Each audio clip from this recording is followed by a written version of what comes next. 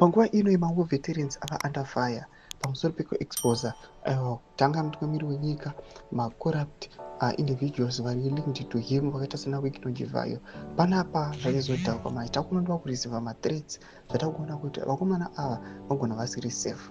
Sarambira mashoko anobuda nyorwa panapa The Mirror Masvingo. Noti subscribe like on the bell icon. Tipina paindo pawa muda nyorwa chiti Minister of Local Government and Public Works, Daniel Garu says the party will soon act decisively against war veteran releasing Geza's master. He did not say who the master was, but there are two powerful factions in ZANU-PF. He told civil servants and ZANU-PF supporters gathering at Masvingo Poly today that Geza, who last week attacked Mnangagwa over corruption allegations, is being controlled by a master and is going to be jailed over corruption. Garwe hailed American President Donald Trump for planning to send 504 Zimbabweans illegally staying in the USA before. He said it was good for these Zimbabweans because they were the ones who attacked Mnangagwa on social media.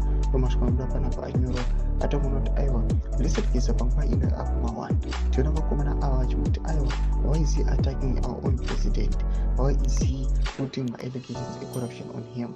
Panapa tikuona kuti aiwa vakuda kutomuthreatina kuti atopinda behind bars.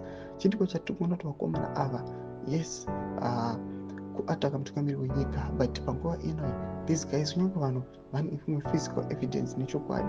Panguva ino toona kuti vana blessed Geza wapinzwa pama1 vatikuona kuti aiwa semarights avo emawo veterans aiwa anokuramba ari violated. Tudze mapfumuro emuri pamusoro pechitiko ichi.